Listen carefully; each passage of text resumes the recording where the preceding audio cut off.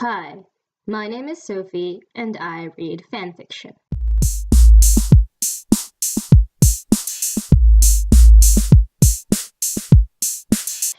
So I was always a fan of the Let's Plays that YouTubers put up on their channels of them playing video games and reacting to them. And I thought, I'd like to do that too, but I'm not a great gamer. Like, I don't really own that many games, I don't play that many games in my free time, but what I do is read fanfiction. So I thought I would find a list online of the widely considered worst fan fiction ever written and react to them. So this is a new series I'm starting called Let's Read Bad Fanfiction. Okay, to start off this series, we'll begin with Moondaughter, a Percy Jackson fanfic that is known for being notoriously terrible with a Mary Sue protagonist and an out-of-character cast. Great, according to one reviewer who says, so this is what Percy Jackson would look like it was written by a 13-year-old with a low IQ while high. I guess that sentiment is sort of reflected by a lot of people on the internet, so let's just see how bad it is, really. It's by XX Moonlight XX, and light is spelled with Lite. Yeah. The description reads, Flavia, a beautiful demigod, was in love with Luke, but now she discovers she is the only daughter of Artemis and Camp Half-Blood, and she must go on a quest to find Artemis so she can be an huntress because she can't stay at Camp Half-Blood any longer because she is bullied by Annabeth and the other demigods, and Chiron says the prophecy says she must leave before more people die! Exclamation point. Okay, the sad thing is, I used to write fan fiction like this. I had a fanfic that I wrote in 6th grade, which was, let's see, 5 years ago, I want to say, about a daughter of Harmonia, a minor goddess, and stuff about, like, her eyes changing color when she smiled or something. It was, like, really stupid. So, I don't think I can shame this person. Honestly, like, I've been through this. Let's go. Chapter 1, Where I Get Claimed. Okay. My gray eyes satyred back from me from the fountain, sad like the end of a summer storm. Luke was dead. Percy Jackson killed him last year in Olympus. I groaned as I sat up in bed. I had a dream last night where I was claimed. I didn't know my parents ever. I was an orphan on the streets of NYC City until a family on a farm took me in. But soon I was bullied by their daughter Brittany with 4 different coach purses and bitchy blonde hair. She called me a freak because I had silver eyes, black hair I cut by my sleeve. So it was uneven, and wore the same leather jacket every day. One day I had enough, so I ran away, only to find my way to Cronus' army. And Luke. I was a demigod. I knew I claimed today, because demigod dreams are like that. We're not like normal people. I smiled to myself because I hated cabin number 11. The other demigods were mean and bullied me because I wasn't claimed.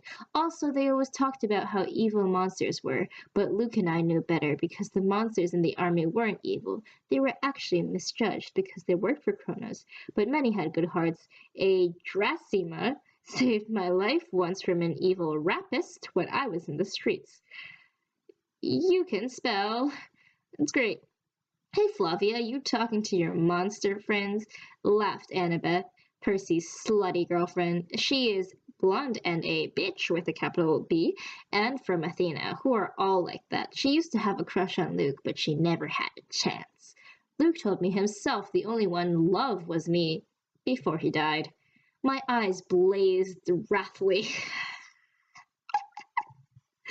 I knew she meant my BFF Ivy the Dryad. Ivy was bullied by the other Dame gods because she is a Dryad, and they'd hate Dryads because they are monsters. Oh, do they? F off. My godparent is powerful to defend Ivy. She has no friends. Annabeth sneered. You have no godparent. You're not claimed, and nobody will claim you ever. She put the headphones back on, listening to 1D like a slut. She was wearing headphones? Where? Where? I could feel a tear went down my face as Annabeth went away. Ivy came out from behind cabin 11, and I could see she was crying. You heard her, I said. Ivy was crying chlorophyll, which looked like normal crying but green because she was a dryad, because dryads are from trees which have chlorophyll. Oh. Okay. Chlorophyll? Okay. Oh, Flavia, it's not fair. You will be claimed. I know it. She hugged me, and I felt better. I wiped the tears off my face and looked in the fountain where we were sitting by cabin 11. Now my jet black hair with the wave at the back of the neck has a white streak that was from depression when Brittany bullied me. What? But I think it looks nice, so I kept it.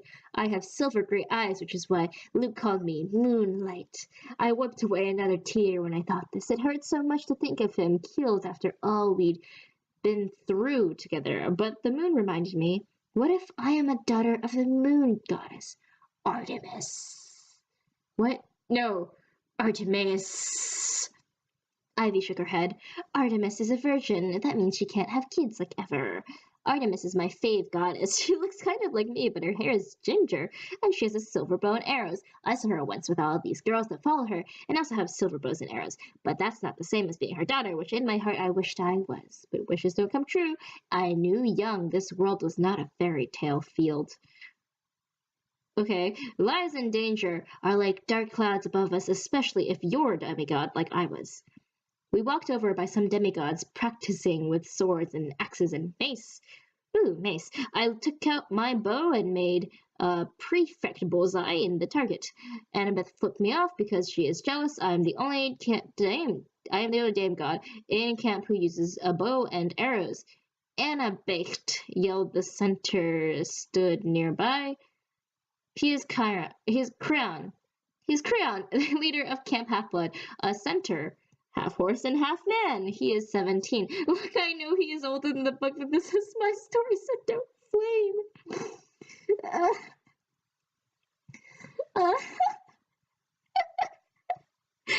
And his long dark hair wiped in the wind above his chest. He looked sad because Kronos was his father before he was killed in Tartarus, and Chiron was all depressed about it, and he spent all his time being in the big house by himself. Only now he come out looking wrathful. Afti and I in a Trentagma, yelled Annabeth, except in Greek because she wants to look smarter. But it was a lie. I wasn't a jerk. She was. Oh. Did you just call her a jerk in Greek? Great!